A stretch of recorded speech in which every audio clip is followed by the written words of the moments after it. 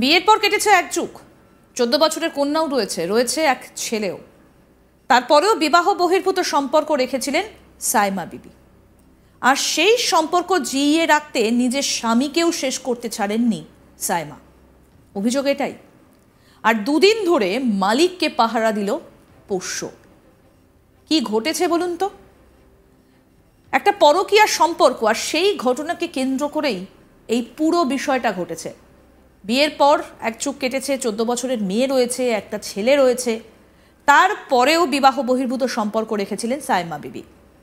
আর সেই সম্পর্ক জিইয়ে রাখতে নিজের স্বামীকেও শেষ করতে ছাড়েননি সাইমা, এটাই অভিযোগ। আর দুদিন ধরে মালিককে পাহারা দিল পোষ্য। নিমতা থানার উত্তর দমদম পৌরসভার 5 নম্বর ওয়ার্ডের বাসিন্দা সুরাজ আলী। বৃহস্পতিবার সকালের দিকে সাইমা বিবি নিজেই তার আত্মীয়কে ফোন করে জানায় যে সে সুরাজ আলীকে খুন করে ঘরের মধ্যে ফেলে রেখেছে। পরে সেই আত্মীয় সুরাজের পরিবারের লোকেদের জানালে তারা ঘরে গিয়ে তার মৃতদেহ দেখতে পায়। সেখানে শুধু ছিল পোষ্য। জানা গিয়েছে, দুদিন আগে গত মঙ্গলবার স্বামীকে খুন করে বাপের বাড়িতে চলে যায় সাইমা। আবার ওই দিনই মামার বাড়িতে চলে যায় সাইমার 14 বছরের মেয়ে সোনালী খাতুন এবং ছেলে। ঘটনাক্রমে ওই দিন থেকেই খোঁজ মিলছিল না সুরাজ আলীরও। সুরাজের বাড়ির সদস্যরা ভাবতে থাকেন পেশায় টোটো চালক সুরাজ হয়তো গাড়ি নিয়ে বাইরে কোথাও ভাড়া খাটতে গেছে। বৃহস্পতিবার এই ঘটনাটা জানাজানি হতেই শোকের ছায়া নেমে আসে। মৃতদেহ আটকে রেখে বিক্ষোভ দেখাতে থাকে স্থানীয় বাসিন্দারা। খবর পেয়ে ঘটনাস্থলে এসে পৌঁছয় পুলিশ।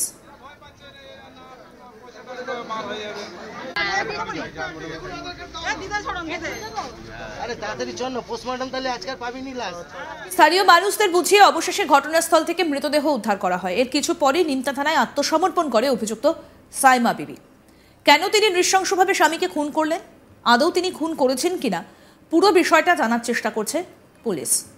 সুরাজের ভাই সাইদুল আলী কি বলছেন শুনবো।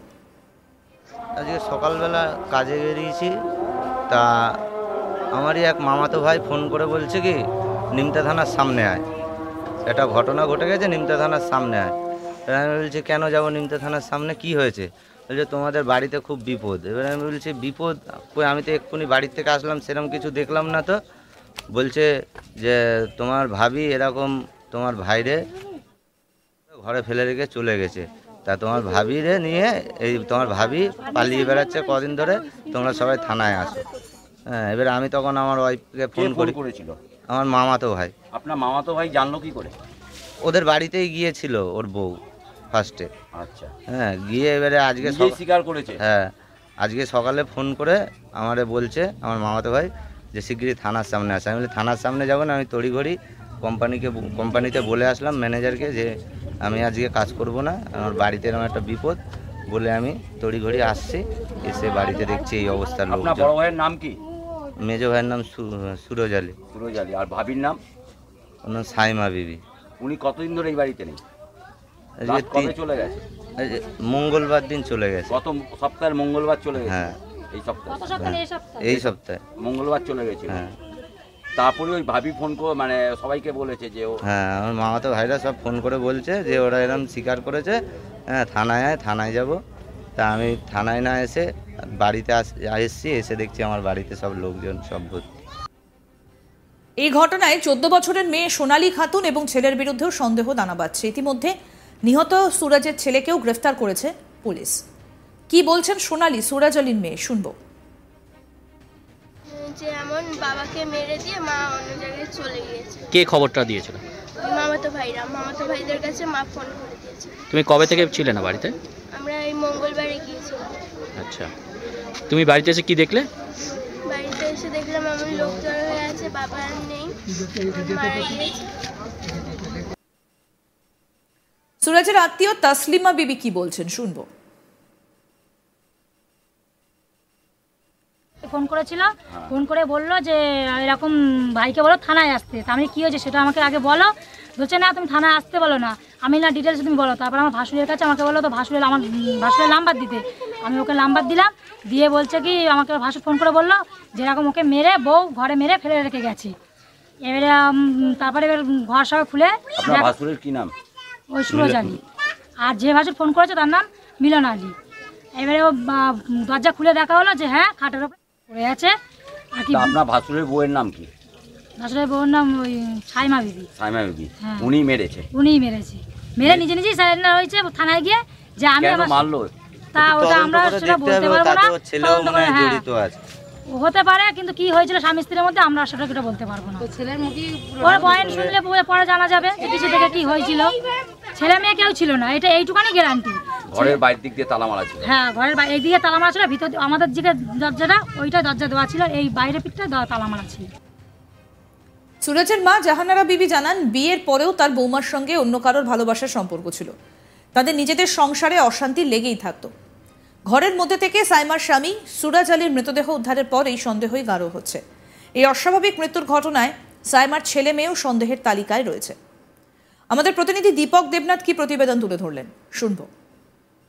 দেখো, স্বামীকে হত্যা করে থানায় আত্মসমর্পণ স্ত্রীর, এরকম একটি চাঞ্চল্যকর ঘটনা ঘটেছে নিমতা থানার অন্তর্গত গোলবাগান এলাকায়। গত বৃহস্পতিবার দিন এই বিষয়টি সামনে আসে, যদিও সেই স্বামীকে হত্যা করা হয়েছে গত মঙ্গলবার। প্রায় দুদিন ধরে সেই পড়েছিল ঘরের মধ্যে, এবং বৃহস্পতিবার গতকাল সকালবেলায় যখন তার পরিবারের সদস্যরা জানতে পারেন, যখন তাদের নাকে পচা গন্ধ আসে, এবং এর মধ্যে আরেকটি ঘটনা ঘটে যেটা সেই স্ত্রী হত্যা করার পর তখন তার এক আত্মীয়কে জানায় যে তিনি তার স্বামীকে হত্যা করেছেন এবং সেই মধ্যে পড়ে রয়েছে। এরপরই লোকজন ছুটে আসেন, পরিবারের সদস্যরা জানতে পারেন এবং সেই ঘরের দরজা ভেঙে ঢোকা হয় এবং ঢুকে দেখে যে সেই পড়ে রয়েছে। যেটা জানা গেছে যে সেই সাইমা বিবি, তার যে শাশুড়ি জাহানারা বিবি, তিনি যেটি অভিযোগ করেছেন যে তার ছেলের বউ, তার ছেলে অর্থাৎ সুরজ আলী, সেই সুরজ আলীর স্ত্রী হচ্ছে সাইমা বিবি। সাইমা বিবি এবং সেই সাইমা বিবির সাথে বিবাহ বহির্ভূত একটি সম্পর্ক ছিল, যার কারণেই তাদের সংসারে অশান্তি লেগেই থাকতো। এরকম একটি ঘটনার কারণেই কিন্তু সাইমা বিবি তার স্বামীকে অর্থাৎ জাহানারা বিবির ছেলেকে সুরজ আলীকে, এবং তারপর তিনি কিন্তু গত মঙ্গলবার দিন এই ঘটনা ঘটে। গত মঙ্গলবারের পর থেকে কিন্তু তিনি বাড়ি ছাড়া হয়ে যান, তার এক আত্মীয়ের বাড়িতে চলে যান, এবং সেখান থেকে তারই এক আত্মীয়কে এই নিজের করার কথা জানান সাইমা বিবি, এবং তারপরে থানায় খবরটি জানানো হয়। এবং পরে গতকাল সকালবেলার দিকে আমরা দেখলাম যে নিমতা থানার পুলিশ এসে সেই বডিটিকে তারা উদ্ধার করে। কিন্তু তার আগে কে ঘিরে ধরে কিন্তু স্থানীয় বাসিন্দারা বিক্ষোভ দেখায়, পুলিশের একটা নিষ্ক্রিয়তার অভিযোগ তোলে, এবং বেশ কিছুক্ষণ পর যখন পরিস্থিতি শান্ত হয় তখন কিন্তু সেই যায়। কিন্তু এই ঘটনা একটা চাঞ্চল্য করে ছড়িয়েছে। ইতিমধ্যেই তুমি জানো যে সেই সাইমা বিবি তিনি পুলিশের কাছে, নিমতা থানা পুলিশের কাছে আত্মসমর্পণ করেছেন, এবং মনে করা হচ্ছে তিনি তার ছেলের সহায়তা নিয়ে তার, এবং সেই কারণে তার যে ছেলে, সেই ছেলেকেও এখনো পর্যন্ত আটক করা হয়েছে, তাকে জিজ্ঞাসাবাদ চলছে। এবং তার মেয়ে সুলতানা বিবি, যেটা জানা গেছে সোনালী খাতুন, তিনি যেটি বলছেন যে আরও আপডেট পেতে দেখতে থাকুন আজ তাক বাংলার ইউটিউব চ্যানেল, সাবস্ক্রাইব করুন।